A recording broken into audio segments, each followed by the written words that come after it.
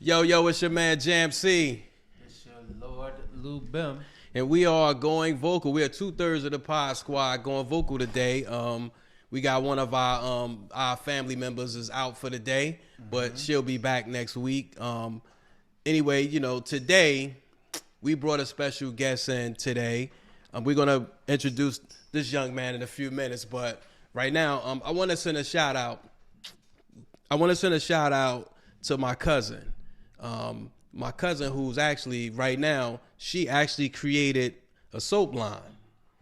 She does natural soap. My cousin Michelle. As soon as I get the name, I'm gonna put it in the. You can see it in the comments below at the end of the show. And it's actually good. It's vegan. If you're into that, she does like soap. She does candles, and she's based in Atlanta. So I'll make sure I send that out to everybody who's watching and listening within the sound of my voice. But how was your week, Lou Bim? My week was busy, very busy. It went by kind of quick, which is always a good thing. When you're working 40 hours a week to fulfill somebody else's dream. Yeah. You try to push that 40 hours kind of fast. You get through it and get over with. Yeah. To start focusing on your own thing. In the event that you're doing something like that. But my week went by pretty good. No hiccups. The weather is definitely changing, and it's getting colder and colder. I hate it in the morning, and I hate it. It's getting dark faster. So Yeah, I hate it. I hate both on both fronts. So anyway, we got my man Timur Davis. Now, interesting. I don't know if Lou Bim knows, but I've known Timur for how long we known each other, Timur? It's been decades. It's Over several 3 decades. Yeah. And it's so crazy because you said 3 or 2.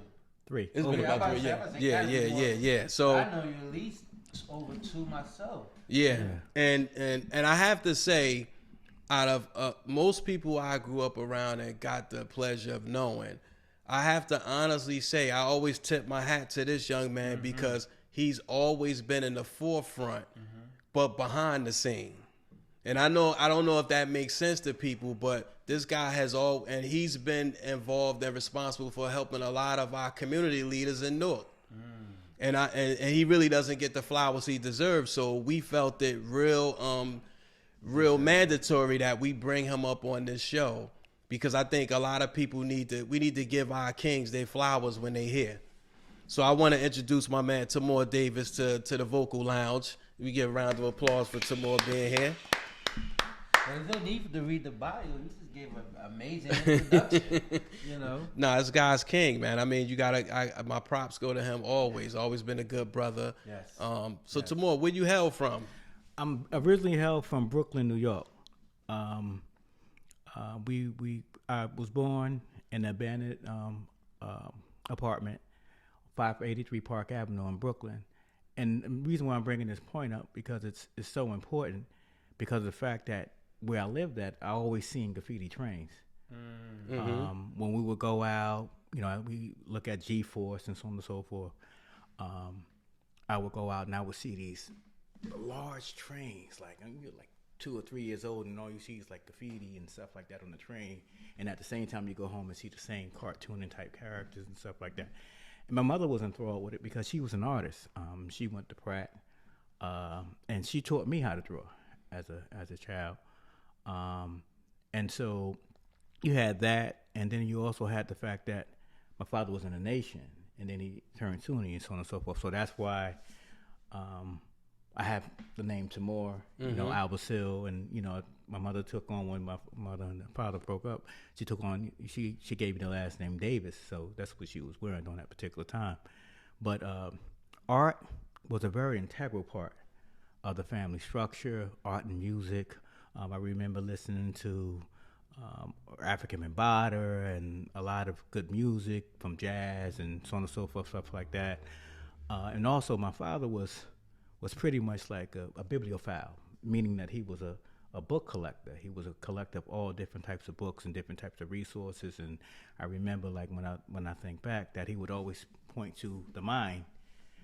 And in a lot of my readings and studies and being around people like Ivan Van Sertima, Dr. John Henrik Clarke,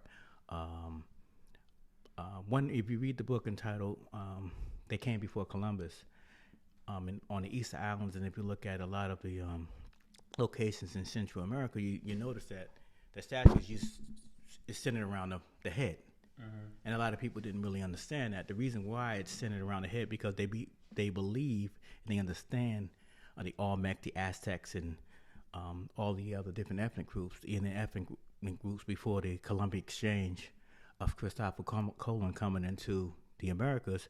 They understood that the mind is and always will be the center of the universe.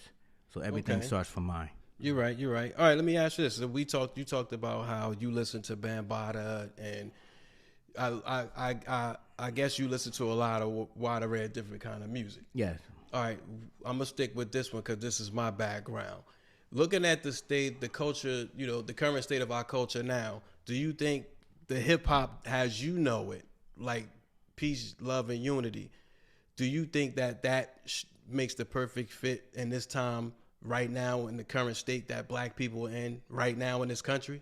I think if we look at hip hop, and I'm gonna answer this, hip hop came out of struggle. Yes. When Zulu Nation was created and it was started under the idea of quelling the gang violence that was across New York.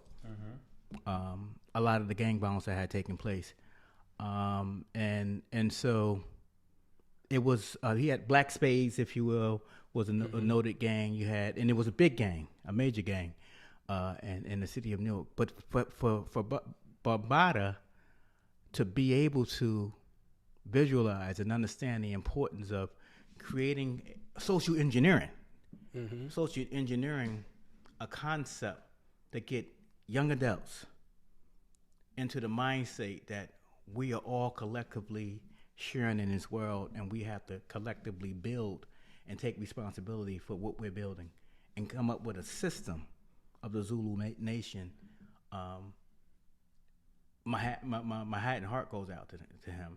Now, I know that a lot of people say that in that hip hop was coined and started in the Bronx, and I respect that. But I would say, based on my talks with Ralph McDaniels and a lot of other different noted people, what was happening in the Bronx was also happening in Brooklyn and other places too. I mean, just like you have Kool Herc, you also have DJ Flowers. That was doing a lot of great stuff in Brooklyn as well. So it's hard to say who actually was the creator. I mean, we understand that August 7th, 1973, the ability to be able to take and build a fundraising to get people to buy school supplies and clothes for the school was something that was noted on that particular time. The idea of DJ Kool Herc being able to take a break beat and play it, loop it, if you will, on the breaks was something, and then the whole dancing phenomenon. So there was a taxonomy that was taking place, a naming of b-boy and breakdancing and stuff like that. But that all stems from, if you go as far back as bebop, if you go as far back as jazz. I mean, I would argue that the first rapper that I heard was Leon Armstrong. So we always been doing this. This is something that's part of our collective and genetic history. If you go as far back as Africa, if you look into the area of the Gullah, the Geechee in South America, the language construct and the structure and how we say things is rhythmic. We've always been rhyming. I mean, that's just who we are as a people. So whether people came out from the Caribbean or Africa or what have you, the cultural history and our language constructs, our spiritual understanding is something that's just who we are. So where did that get lost at? Because somewhere when you look at, I think, and this is my own opinion, I think in the 90s we forgot. And in the 90s we wasn't giving out that food to our babies because it got lost in translation, because though we had knowledge of that, we wasn't giving it back. the thing And it got lost because you look at where we at now for artists to be able to say, and this is how we deal with just as a culture now. So like, and I'm just using music as an analogy. You know music what is a I'm saying? very important analogy. Yeah, so Very important so analogy. that communication between father and son, mother and daughter has gotten lost. So now we're the elders. So now the babies are looking at you like you washed up. Yeah. See, what happens is we can look at this from many different concepts and perspectives. For one, what's been happening in urban communities across America has been engineered.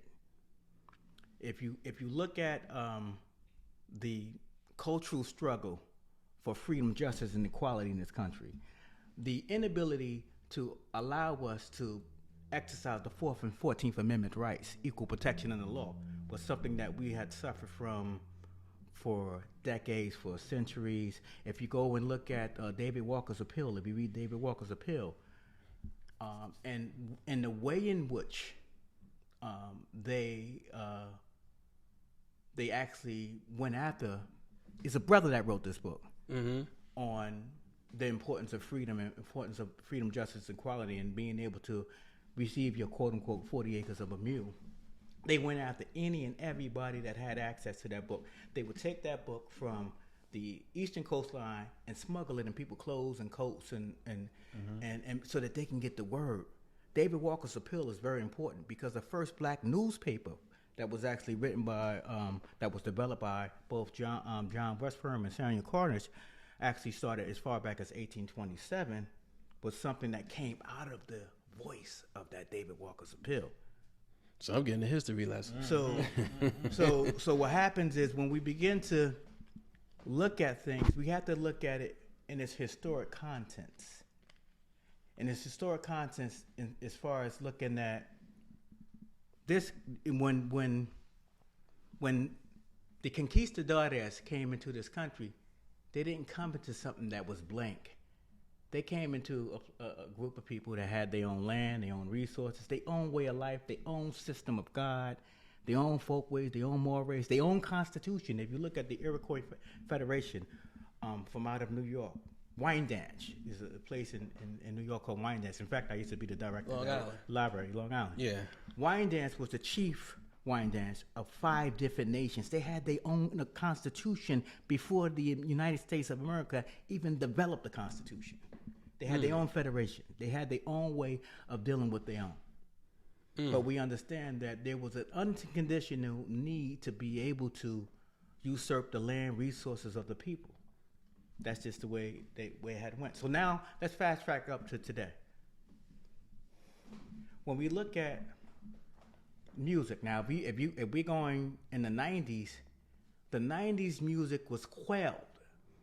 If you look at what happened with the Napster, when a family of 3 people had gotten together and said that paying $18 to $25 for a CD is absurd. It's ultra capitalism.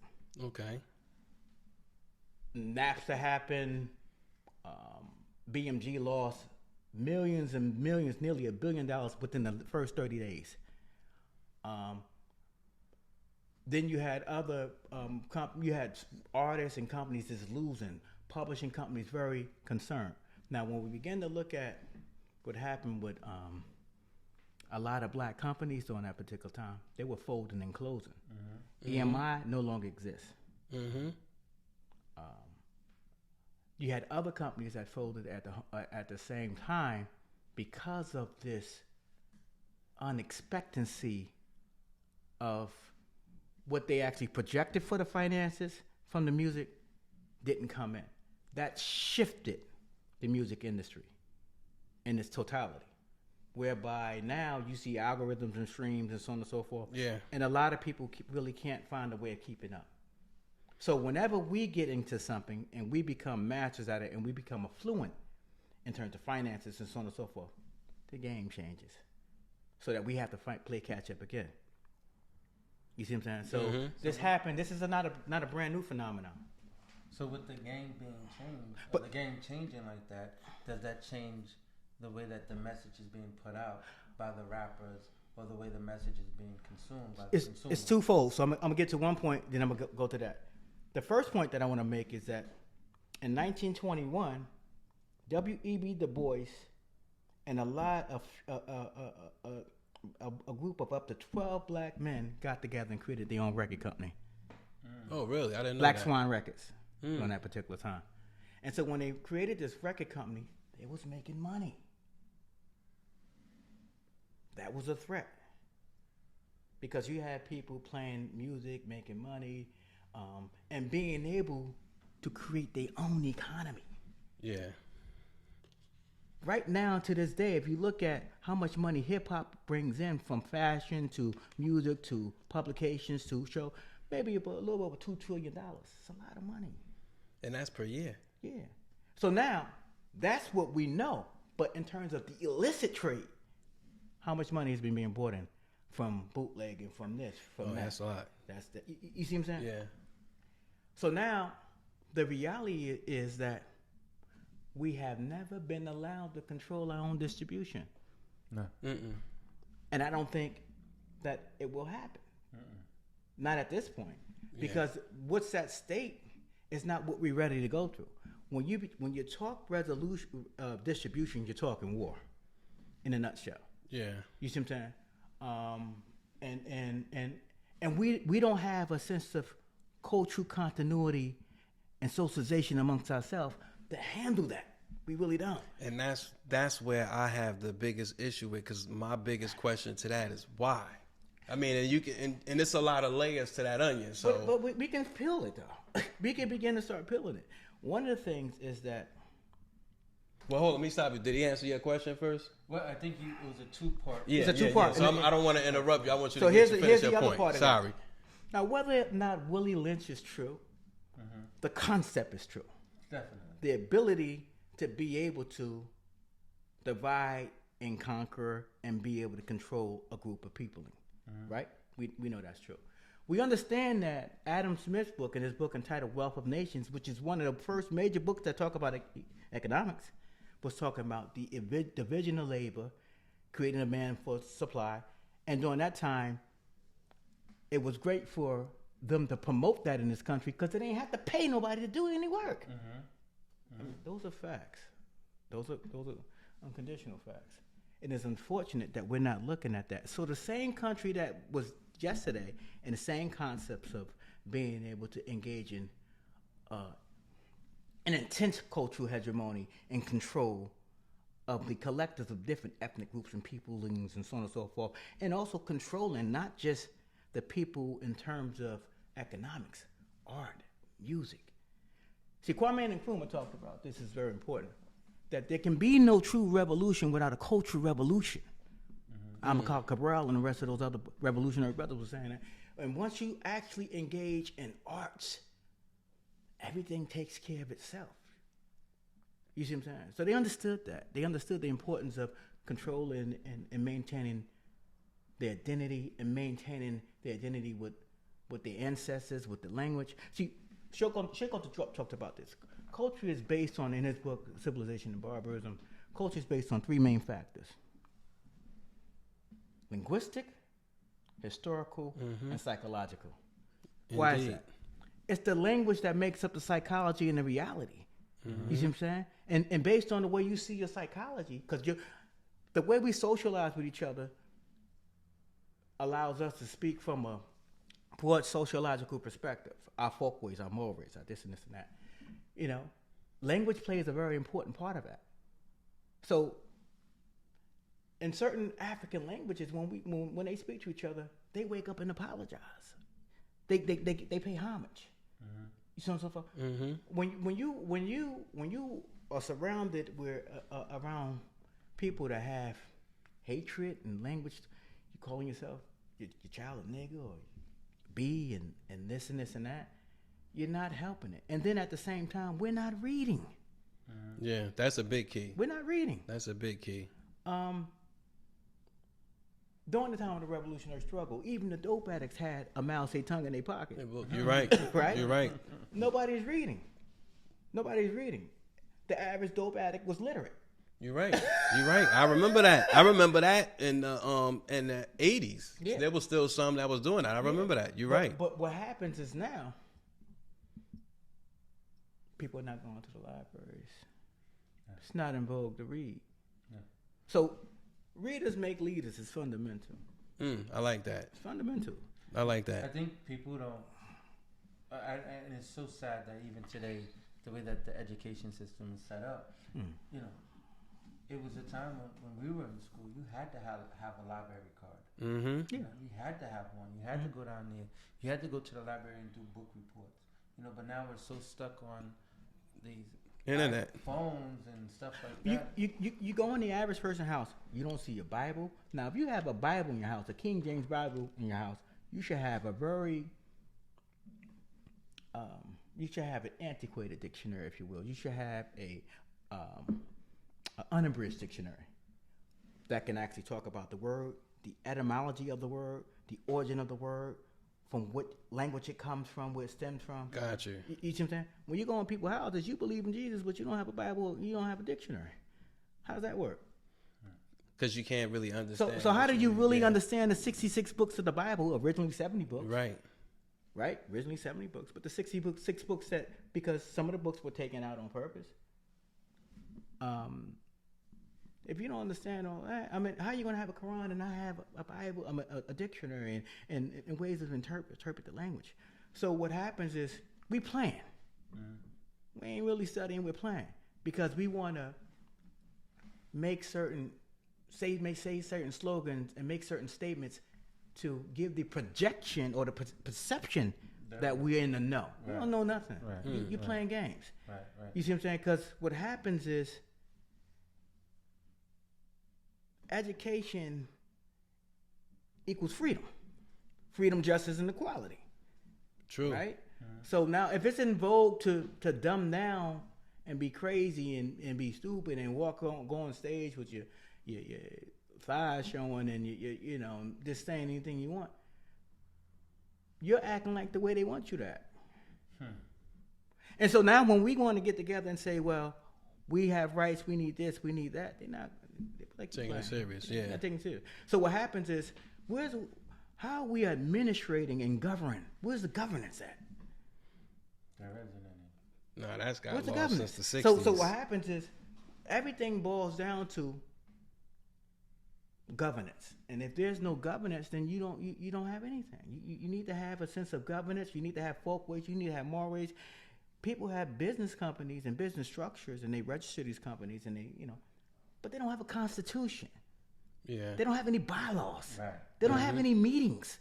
There's no decision that's being made by a vote based on Robert rules of order. Like, what are you doing?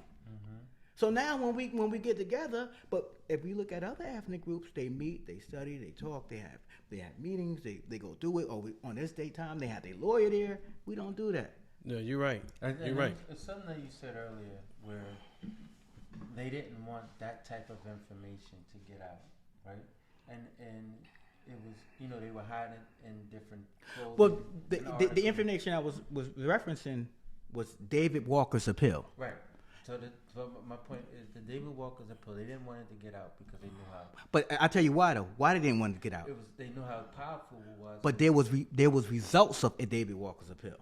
There was the Gotcha. results of it. Now let's look at 1804 with the Haitian Revolution. The Haitian Revolution for the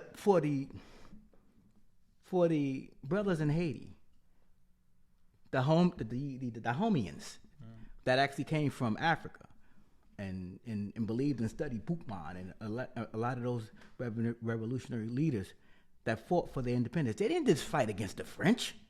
They fought against the British, United States, and the Spaniards. They fought You're right. 4 different militaries and won. Wow, it's crazy. That's unity.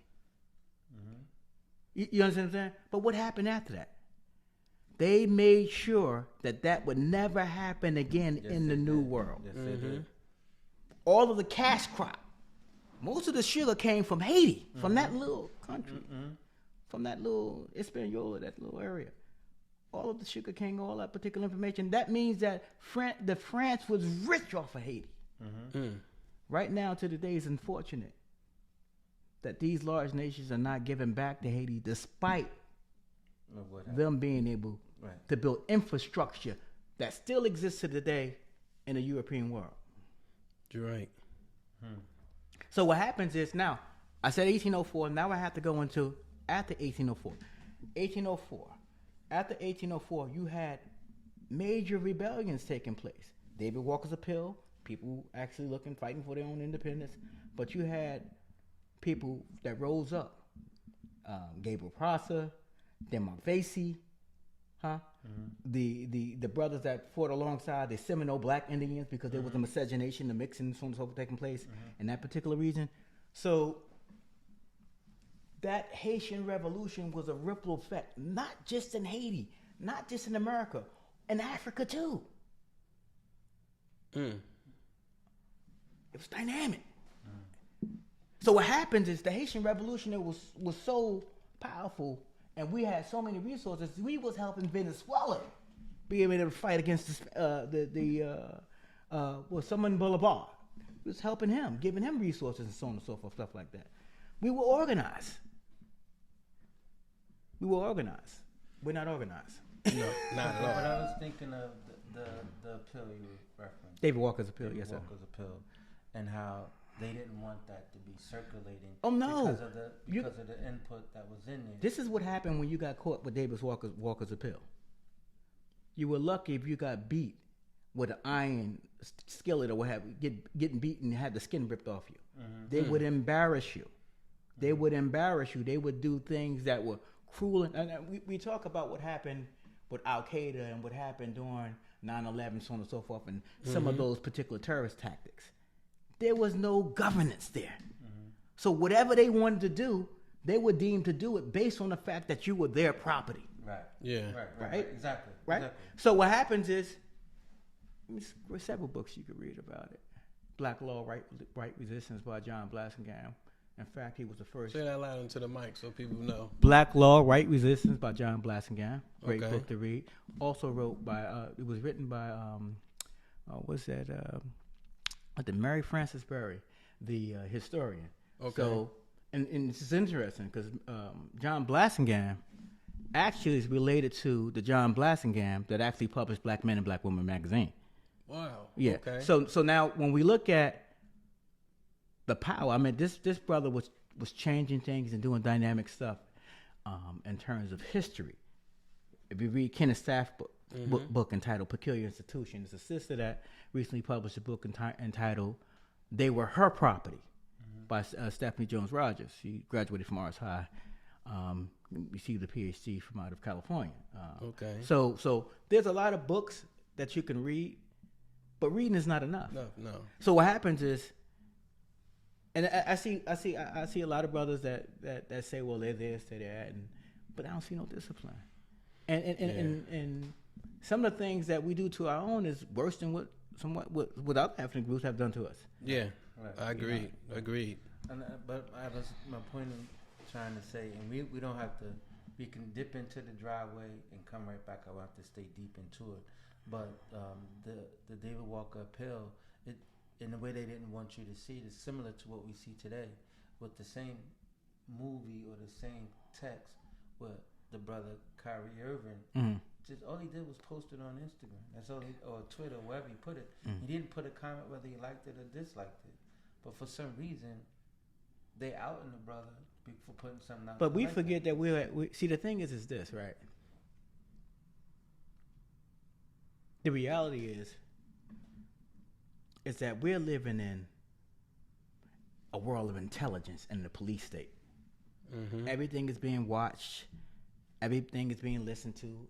Everything is being analyzed. Everything is being interpreted. They have databases. They have databases like Recorded Future and all these different type of exotic things that can actually take and measure possible threats. And this is how they play, because they're not playing a game. This is about being able to maintain and control power at any and all costs. Keyword control. Keyword. But what happens is we have to be careful about what we say. Because if you're really not about revolution, then don't make it seem like you're about a revolution. Absolutely. Agreed. And if you're most true revolutionaries is gonna keep their mouth shut and they're gonna act You see what I'm saying? But we talk too much, and we wear our feelings on our sleeves, and then expect it to be respected. You got to be careful about what you say. We at war. Sister Soldier said it years ago, but we forget that we're at war because of the fact that we think that we're living in a society that's imbued with materialism, and those are all distractions right there. Let's just be honest. And that's one of the things that holds us back because we are fantasizing, and we're not really looking at you're right. We are in a battle. This is war. The thing is this. They are controlling your circadian cycle, how you see night and day every second of the day. Yes. Yes. They don't let up. They don't supposed to. No. Why would a conqueror let his foot up off your neck when he conquered you? Yeah. And you don't really want his foot on your neck. But then we also another thing, a point that you pointed out too, was we do just as bad to ourselves as some of the others races do to us. You understand? And you think about a lot of inner cities, you know, with the crime rate and the murder rate the way that it is. And it's just nothing but black on black crime. But the thing is this, right? The thing is this. The reality is all those things are socially engineered. So what happens is we just become puppets. That's it. But we think that we're the players, but we're actually the puppets. Because when areas need to be revitalized, or when areas need to be gentrified and so on and so forth for corporatocracy and their ability to maintain control unconditionally, you have to create a story. You have to create a legend. In intelligence, or in the spy world, there's always a legend that's created, right?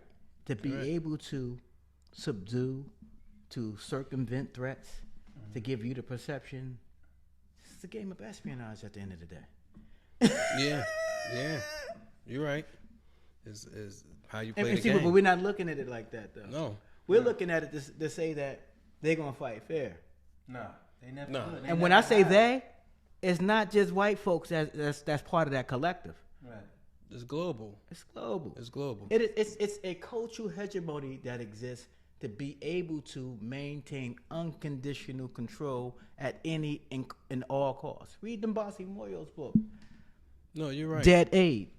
It's good, great books to read. There's a lot of good books out there, but people are not reading no more. No. Yeah, I'm gonna need those books from you at the end of the show. I'm gonna need those books. I'm gonna need them. All I know is what I don't know. But I think even with that, right? They're controlling, and so this all started with hip hop and the music industry, and like you said, they control the narrative, what comes out, what comes in, and they control every second of the day what you see, what you hear, and so forth. And so on. Let me ask you a question, right? When you deal with contract, right? Contract, when you basically break down a contract, you're dealing with an offer and acceptance. And between the offer and acceptance, there's a great sense of consideration. Based on the consideration that's there, if the consideration is great for both parties, then you sign off on a contract, right? Who owns the contract? They do. Who benefits from it? They do. The company. Yeah. So what happens is, whether because we got to be honest, and you've been in the industry and you know this, there's black folks that play people too. Absolutely. Absolutely. So you can't just say it's white folks. No, not at all. You know, when you look at the world of hip hop, it was started from black person. Yeah. The first one to take on hip hop because the rest of the world couldn't see it yet. So we were taken advantage of by our own. You know, $1 trillion industry right now, we would have been worth billions of dollars, self-funded. But we robbed each other. So I mean, what you gonna do? Yeah. So it started with us. So and then most people doing that particular. I'm gonna say this, and I'm proud to say this. I just didn't start in hip hop in '92, if you will, or '90. I remember Hassan in 7-Eleven. Remember Yeah, that group? yeah, I remember that. Remember that group that was Yeah. actually signed to Easy Street Records? Yes. Remember George Kerr? Yes. Who did a lot of production for Felix Hyman. He did a lot of production for Linda Jones, one of the greatest singers from out of North. Did a lot of great work. I remember they were signed. And I was right there. I was right. I remember, call him Big 7 now, but I remember him breakdancing. I remember doing the graffiti back in the day. I remember as a child, because my mother would tell me about copyright. She would put a bug in my ear, copyright. And my grandmother was really, really big on me going to the library. She said, this is better than a credit card. And it is. Gave me full access. I found my heaven in the library. That's like people were striving to be executives of record companies. Granted, that's cool. Only strive to be a librarian. So I'm doing what I want to do. Yeah.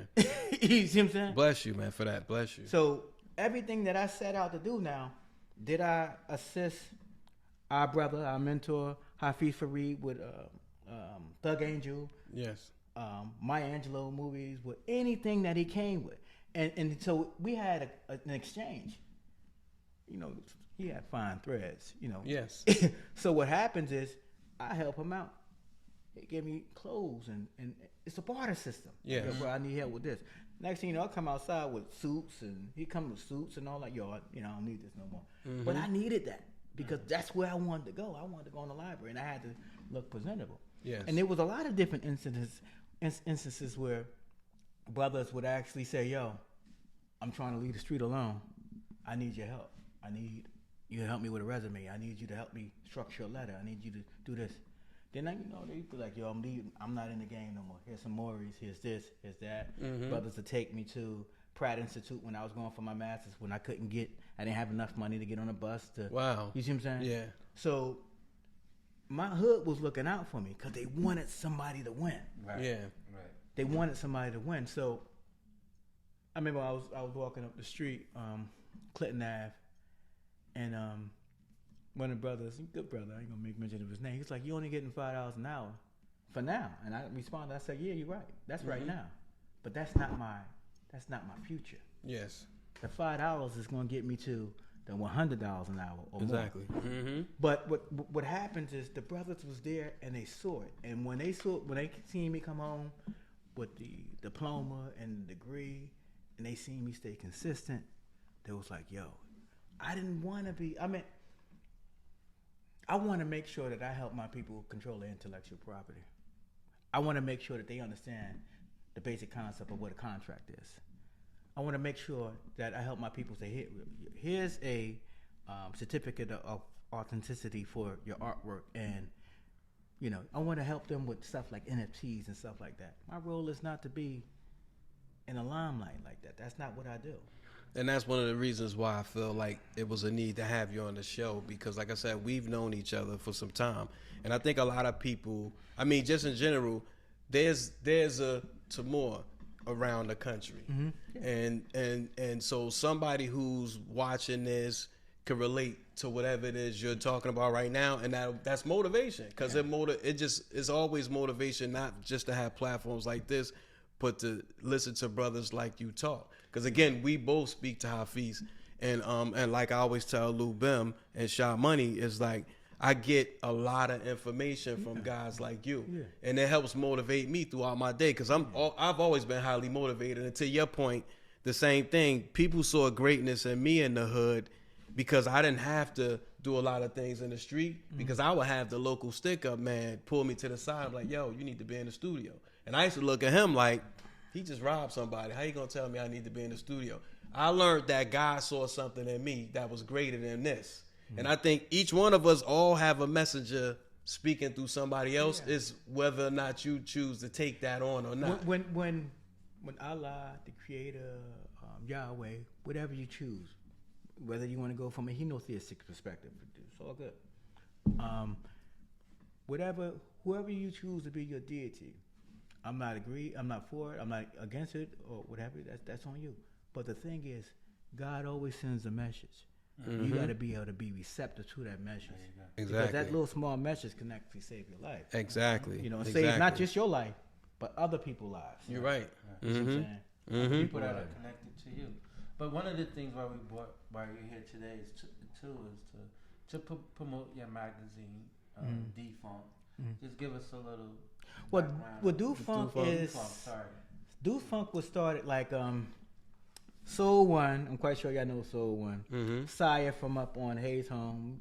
A lot of BNS. The crew. The acronym stands for Brothers and Sisters, Building a Nation of Survivors. A lot of positive meanings to the crew.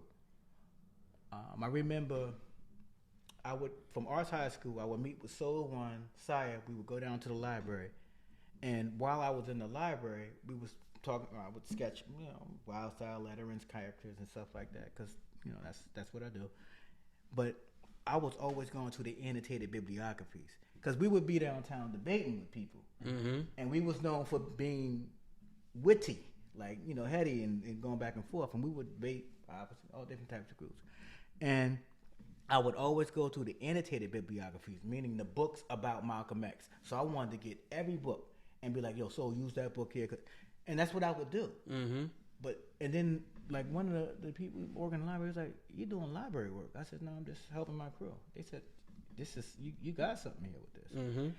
And eventually I get a job at the library, started out volunteering, and started working there. But to the magazine, D-Funk, which stands for Davis Universal Fruition of Unified Nubian Knowledge, is something that I started with Sire, with Soul, we were all crew. We had different people from different parts of North.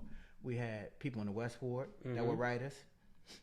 We had people in the South Ward. We had people in North North. We had people all over, and we were all crew, and we all had different chapters. We all had different divisions, so we had like things going on, but we wasn't about negative stuff. We was about reading, working, doing those particular things, So what prompted you to put the magazine out now? Because I know you guys been doing this for a long time. Did you feel it was a need to it? Yeah, I did. I actually did. And what was that need? I got sick and tired of authors who take our story, who made money from the story. I mean, you have people that actually did the LRTs and all these different lines and stuff like that. And you had kids; these were teenagers, these were kids that were actually going up to these lines, risking their lives on to do that, and they were negotiating with people that were imbued to actually create a book. They were intended upon doing a book or doing a movie, so on and so forth, and they would communicate and say, "Well, I'm doing this wall here." But still to this day, neither one of the writers have benefited from any of that. So you have somebody that became affluent, mansions, houses, art shows, but yet you still have these black folks and Latin American folks and white folks, because graffiti is not a color to graffiti. It's, you know what I'm saying? Who didn't benefit. Yeah. So what I said was, I'm going to put out a magazine, showcase their artwork, share it all over, and you ain't got to give me a penny for it. And if I sold the site to get paid for it, because I can, but that's not my interest now. Yeah. I want to let people know that not everything is about money. Since you put money on the table, I'm taking it away from the table. Now let's rock. Let's rock with culture. I'm putting it out there. So the magazine is free. Go online. You can look at it, so on and so forth. And I felt it was, and then we also have, I also worked on, with the D-Funk, we have a series called The Wall, which depicts people actually doing a wall, the whole process of a wall, because and then not just that, but how brothers and writers relate to each other,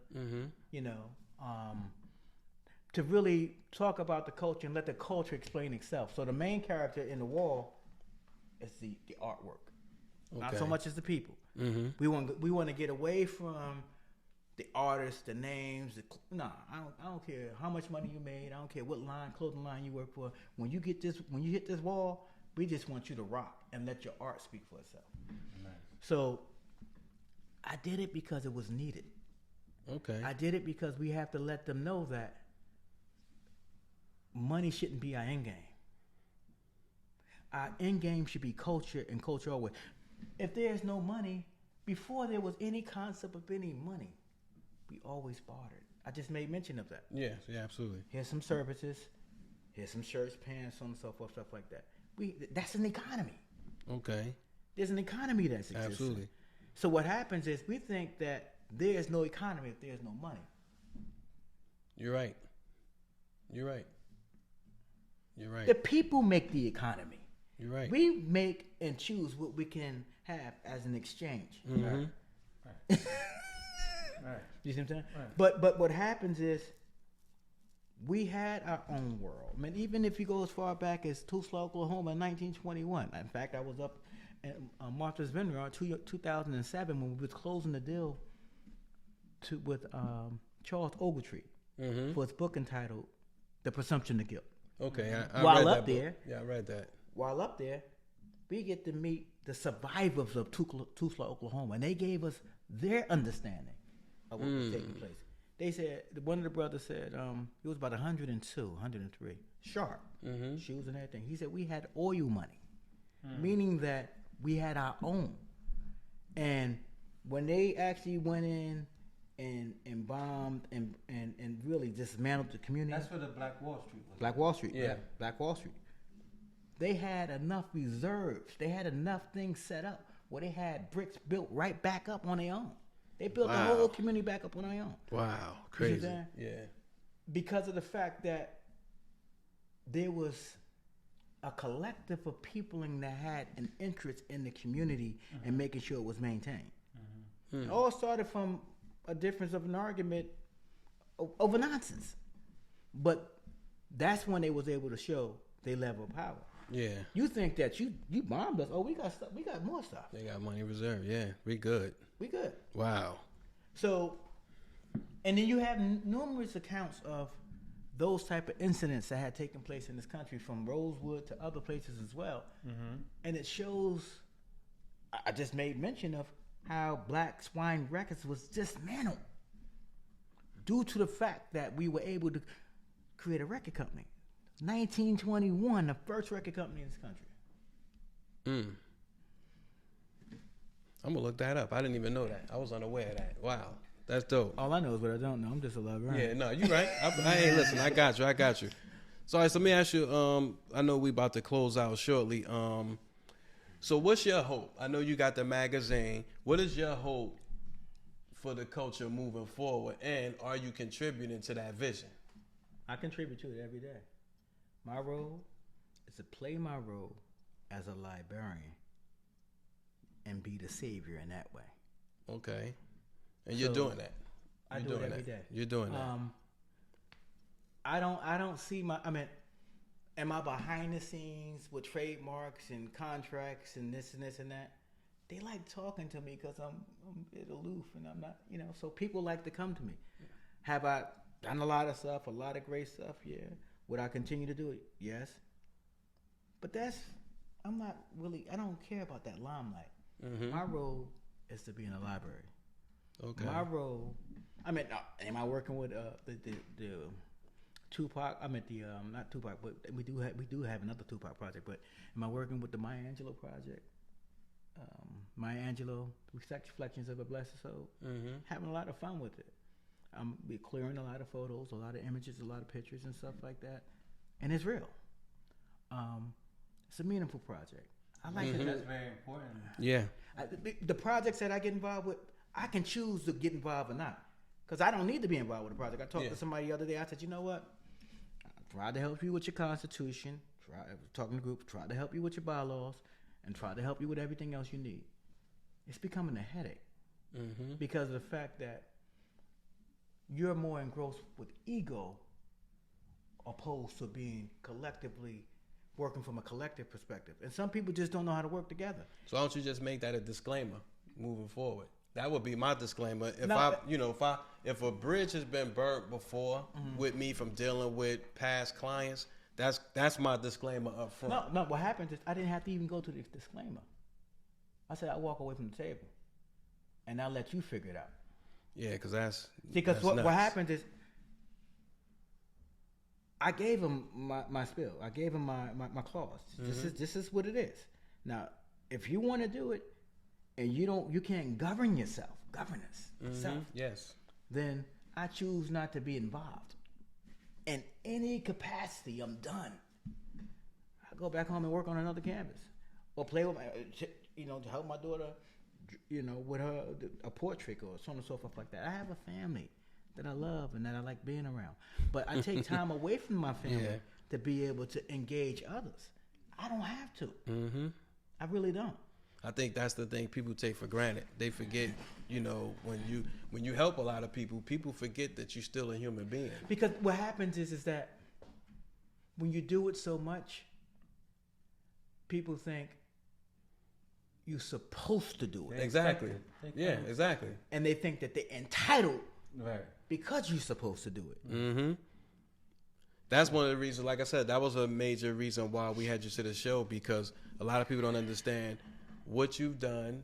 They don't, I guess, like people know what you've done, but sometimes when you have to, when you spell it out for them, it's like, wow. I worked on so many projects behind the scenes. Yes. And the thing is that it wasn't about money. It wasn't about money. It wasn't about getting the next Bentley and all that. That's because what happens is it's material. It Absolutely. comes and goes. Absolutely. Absolutely. But if I can help build the culture and build infrastructure and help build forward. society, then I did more than just what that car can do. If I can, I just worked with a sister that used to work for me at the library in Orange. I'm the library director in Mount Vernon now. She said, "Can you write me a letter of recommendation for Howard University because I'm going for a job?" She got the job. I wrote a letter of recommendation. I said, read my manuscript that I wrote on Schomburg, because I want you to understand the importance of archival management and librarianship and being able to discern and see what Earl Thorpe was talking about in his book entitled Black Historians. Mm-hmm. As far as, I argue that the first historian wasn't W.E. Du Bois. I argue it's George Washington Williams who wrote the book. That's my argument. Okay. I argue that J.W.C. Pennington was a noted historian. I argue that John E. Bruce and Schomburg, and there were so many different historians that did a lot of great work.